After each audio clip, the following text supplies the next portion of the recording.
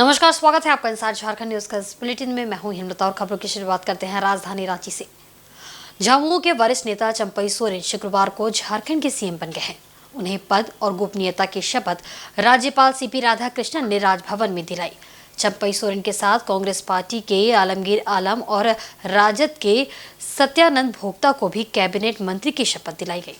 वहीं चंपई सोरेन ने झारखंड में 12वें सीएम के रूप में शुक्रवार को शपथ ली है।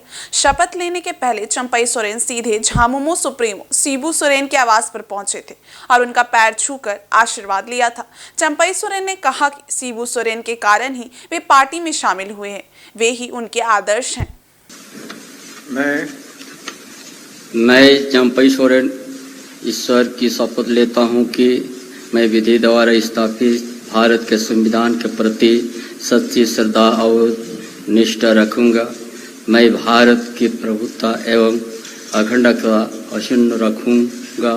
मैं झारखंड राज्य के मुख्यमंत्री के रूप में मैंने कर्तव्य एवं श्रद्धापूर्वक और शुद्ध अंतःकरण से निर्वहन करूंगा तथा मैं भय या पक्षपात अनुराग या देश के बिना सभी प्रकार के लोगों के प्रति संविधान और विधि के अनुसार न्याय करूंगा।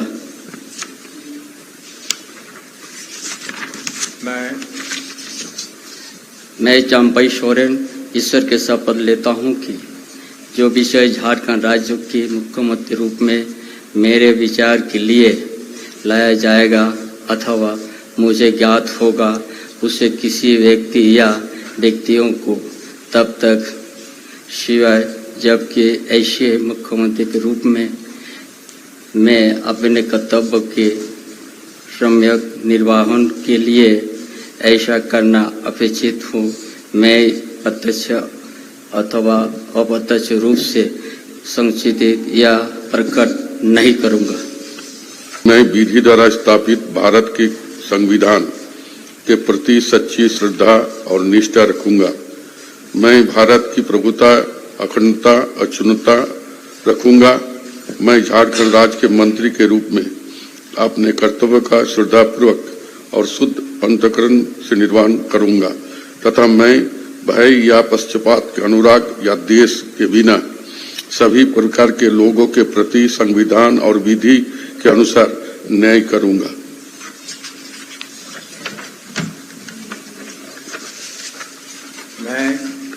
मैं आलमगीर आलम सत्यानिष्ठा से प्रतिज्ञा करता हूं कि जो विषय झारखंड राज्य के मंत्री के रूप में मेरे विचार के लिए लाया जाएगा अथवा मुझे ज्ञात होगा, उसे किसी भी व्यक्ति या व्यक्तियों को तब के सिवाय जब कि ऐसे मंत्री के रूप में अपने कर्तव्य के समय निर्वहन के लिए ऐसा करना अपेक्षित हो, मैं प्रत्यक्ष अथवा अप्रत्यक्ष रूप से संसूचित या प्रकट नहीं करूंगा। ईश्वर की शपथ लेता हूं कि मैं विधि द्वारा स्थापित भारत के संविधान के प्रति सच्ची श्रद्धा और निष्ठा रखूंगा। मैं भारत की प्रभुता एवं अखंडता अक्षुण्ण रखूंगा। मैं झारखंड राज्य के मंत्री के रूप में अपने कर्तव्यों का श्रद्धापूर्वक और शुद्ध अंतःकरण से निर्वहन करूंगा तथा मैं भय या पक्षपात अनुराग या द्वेष के बिना सभी प्रकार के लोगों के प्रति संविधान और विधि के अनुसार न्याय करूंगा।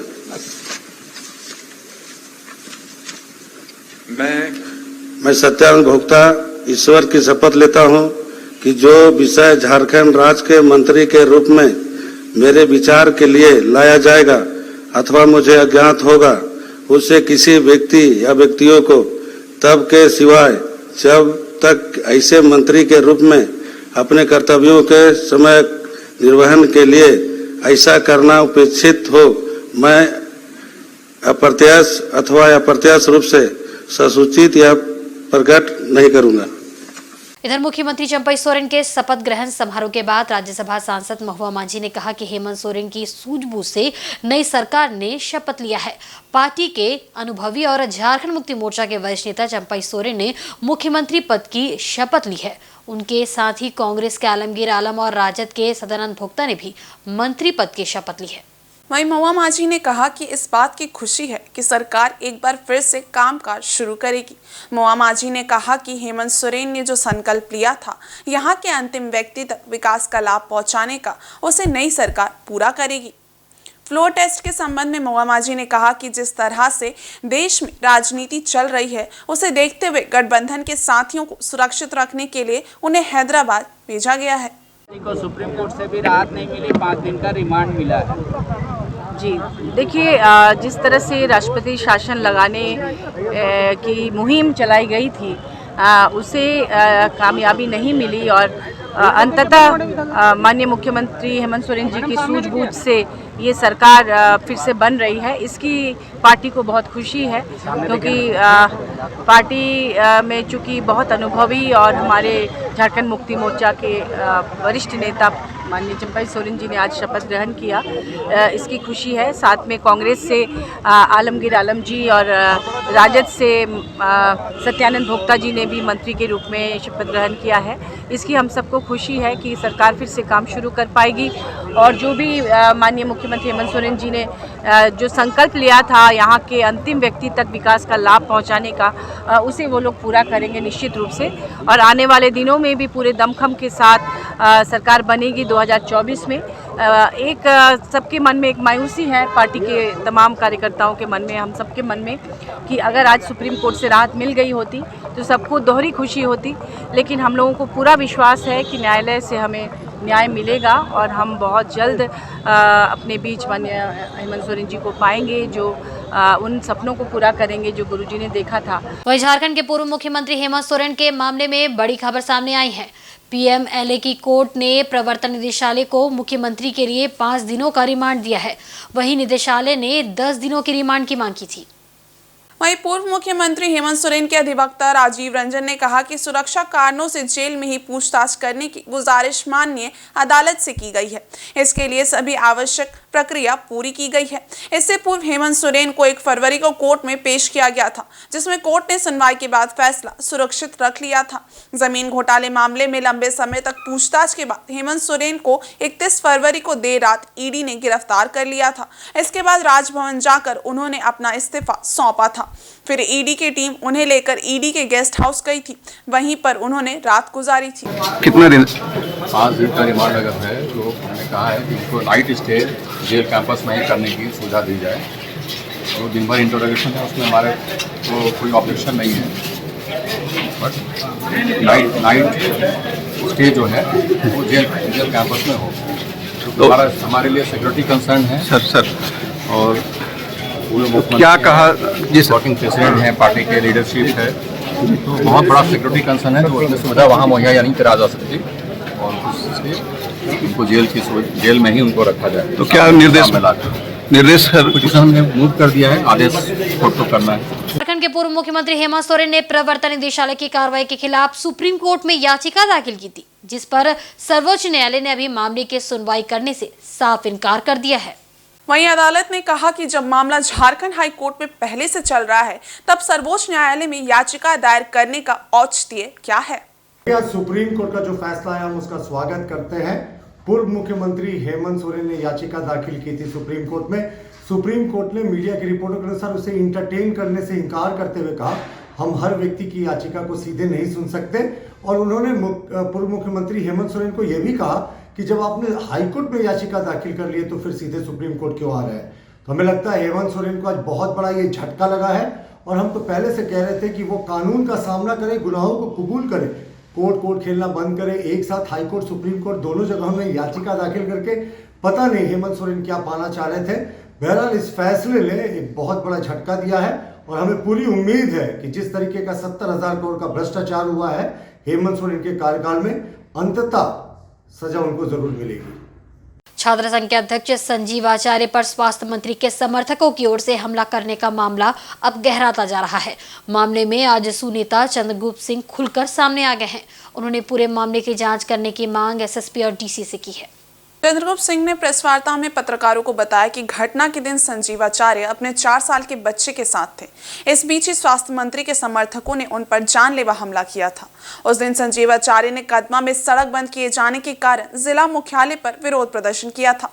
इस दौरान ही स्वास्थ्य मंत्री के समर्थकों ने संजीवाचार्य को घेर लिया था, धक्का मुक्की की थी और भद्दी भद्दी गालियां भी दी थी। संजीवाचार्य किसी तरह से अपने 4 साल के बेटे को लेकर वहां से भागे थे। इसके बाद मामला थाने तक पहुंचा था।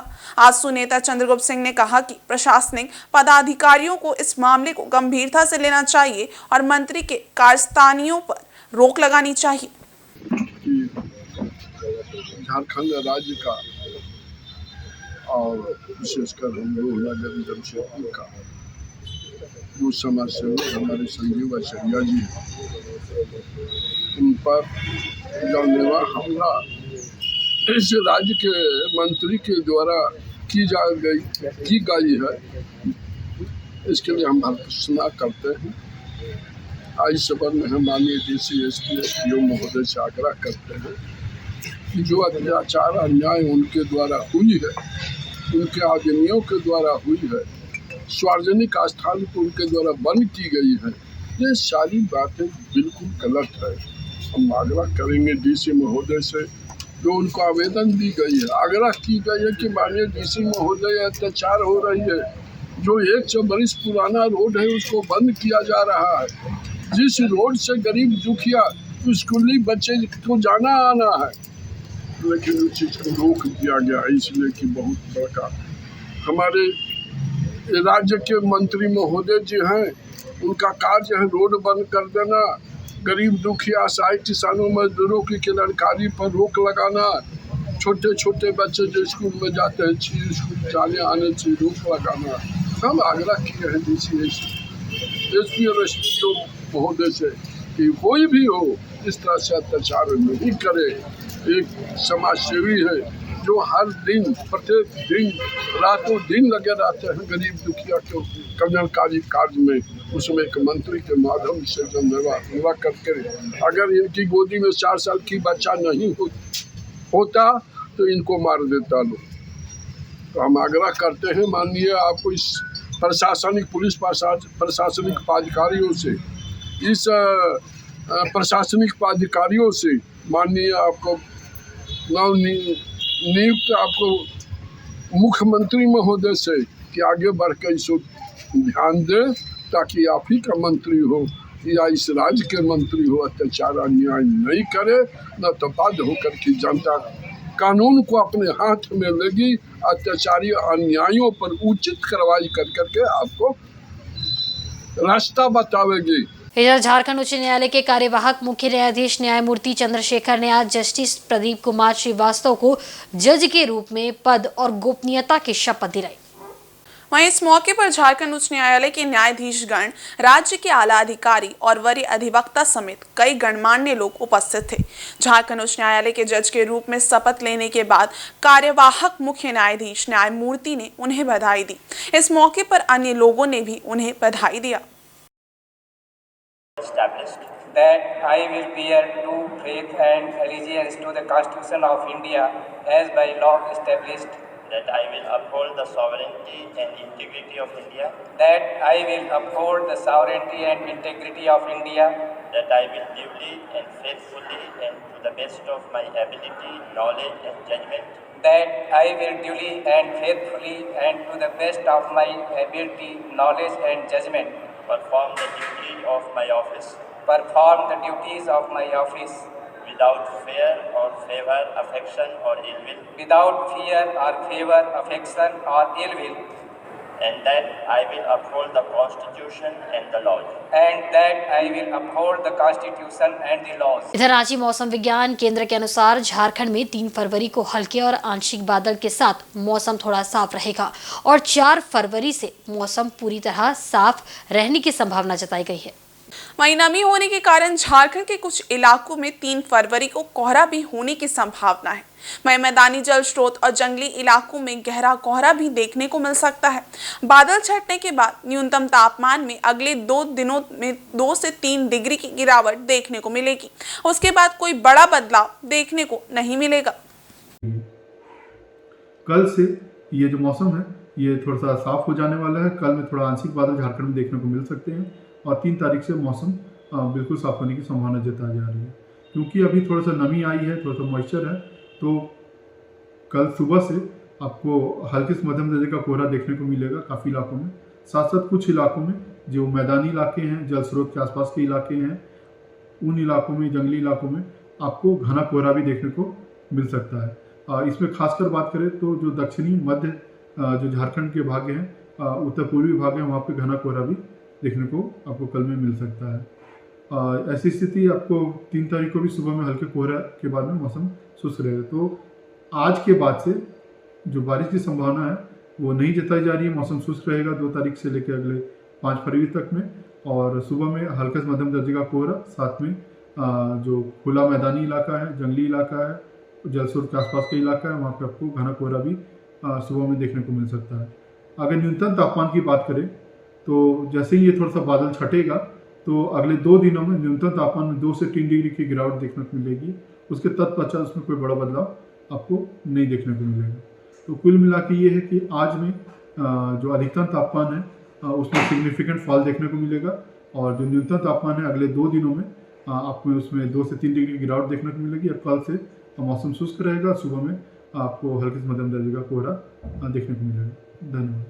क्लस्टर स्थित इंडोमैक बिजनेस सॉल्यूशन द्वारा आदित्यपुर ऑटो क्लस्टर एवं एशिया के सहयोग से आयोजित 3 दिवसीय B2B industrial machinery and engineering expo का शुभारंभ मुख्य अतिथि सरायकेला खरसुआ के उपायुक्त रविशंकर शुक्ला एवं विशिष्ट अतिथि के रूप में जियाडा आदित्यपुर के रीजनल डायरेक्टर प्रेम रंजन व मौके पर उपस्थित अन्य अतिथियों द्वारा संयुक्त रूप से किया गया। उक्त अतिथियों के अलावा एशिया के अन्य मेंबरों एवं जाने माने लोगों की उपस्थिति में उक्त एक्सपो के बारे में रविशंकर शुक्ला ने कहा कि आदित्यपुर इंडस्ट्रियल एरिया देश का एक महत्वपूर्ण एवं एशिया का सबसे बड़ा लघु उद्योग है, जहां बड़ी संख्या में छोटे, मझोले एवं बड़े उद्योग स्थापित हैं। और इस तरह के इंडस्ट्रियल एक्सपो के आयोजन से देश विदेश में इंडस्ट्री के क्षेत्र में नवीनतम बदलाव एवं नए नए तकनीक से यहाँ के उद्योगपति रूबरू होंगे एवं टेक्निकल जानकारी से एक दूसरे से अवगत होंगे। साथ ही जियाडा आदित्यपुर के regional director Shri Prem Ranjan, Shri SN Thakur एवं श्री इंदर अग्रवाल ने संयुक्त रूप से कहा कि इंडोमैक एक्सपो का आयोजन पिछले कई वर्षों से हम सभी के सहयोग से होता आ रहा है और इस तरह के आयोजन की समय समय पर और अधिक आयोजन की आवश्यकता है। हम यथासंभव इस तरह के आयोजनकर्ताओं को हर संभव मदद करेंगे ताकि यहाँ के उद्योग का और अधिक विकास हो सके एवं तकनीकी रूप से न केवल जमशेदपुर बल्कि झारखंड के सभी उद्योगपति इसका लाभ उठा सके। उक्त उद्घाटन के अवसर पर इन एक्सपो के निर्देशकों ने कहा कि इस एक्सपो में देश भर से करीब 20,000 विजिटरों के आने की संभावना है एवं करीब 600 करोड़ से भी अधिक के व्यवसाय की आशा है। यह एक्सपो शहर के सभी लघु एवं मध्यम उद्योगों के लिए अनेक अवसर प्रदान करेगा। ऑटो क्लस्टर के तत्वावधान में इंडोमैक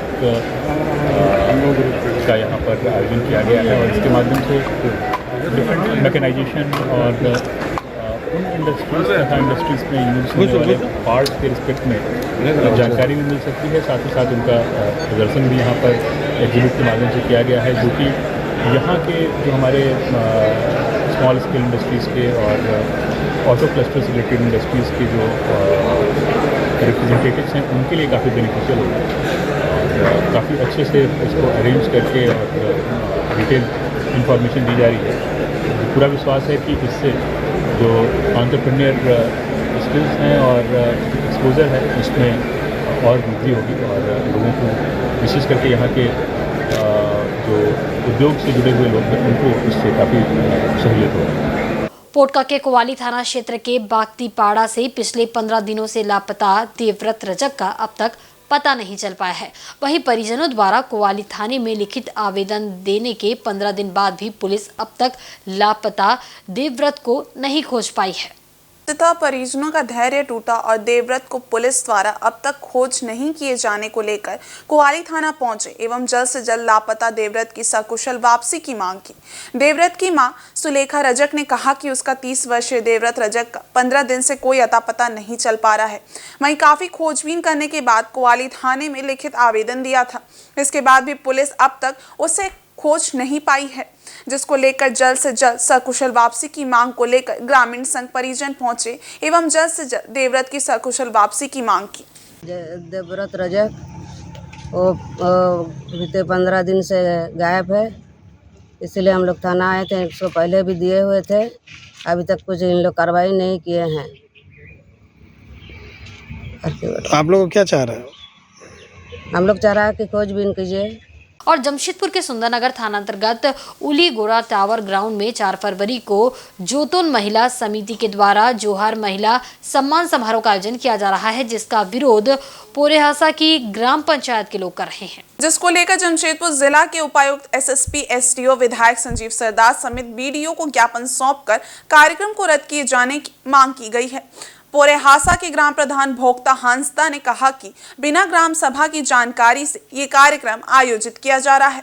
इन लोगों का कहना है कि पोरेहास ग्राम के 24 टोला गनवाता के लोगों ने गुरुवार को एक बैठक में निर्णय लिया है कि 4 फरवरी को तुरमडीह के उलीगोड़ा टावर मैदान में होने वाले कार्यक्रम का विरोध किया जाएगा।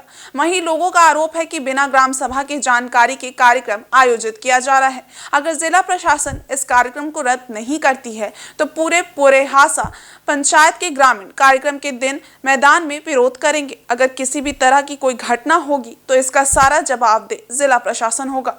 लोग यहाँ प्रखंड विकास पदाधिकारी महोदय के यहाँ रिमाइंडर देने आए हैं। पहले हम लोग उपायुक्त महोदय को चिट्ठी सौंपे थे। यहाँ हम लोग का जो टावर ग्राउंड है, उलीगोड़ा टावर ग्राउंड मैदान, वहाँ जबरन कुछ समिति के द्वारा कार्यक्रम किया जा रहा है, जिसका हमारे ग्राम सभा को किसी भी तरह का ना सूचना दिया गया है, ना ही वो अनुमति लिया गया है ग्राम सभा। तो हम लोग का यही कहना है, सामाजिक सांस्कृतिक कार्यक्रम का हम लोग का विरोध नहीं है, लेकिन ग्राम सभा के अंदर अगर कार्यक्रम हो रहा है तो कम से कम ग्राम सभा से अनुमति लिया जाए, यही हम लोग का कहना था। लेकिन अभी यहाँ देखने मिल रहा है जो भी समिति, संस्था, संगठन के द्वारा यहाँ का कार्यक्रम किया जा रहा है, ना पोरेहासा ग्राम सभा का अनुमति लिया जा रहा है और ना ही नांदुप ग्राम सभा का अनुमति लिया जा रहा है। हम लोग को बस उसी बात का दुख है और ना ही सामाजिक सांस्कृतिक कार्यक्रम का विरोध है। तो हम चाह रहे हैं जो भी समिति, जो भी संगठन, जो भी संस्था वहाँ का कार्यक्रम आयोजित कर रहा है, कम से कम एक बार ग्राम सभा के साथ बैठ के उस विषय में वो कम से कम जानकारी दे, ताकि ग्राम सभा भी वो निश्चिंत हो जाए। नहीं भाई, चलिए सामाजिक सांस्कृतिक कार्यक्रम है, इनसे आने वाले दिनों में समाज का मतलब हमारे जो आने वाले जो पीढ़ी है उनको इनसे लाभ मिलेगा। ठीक है। और वक्त हो चला एक बहुत ही छोटे से ब्रेक का। ब्रेक के बाद खबरें और भी अब देखते रहें इनसाइड झारखंड न्यूज़।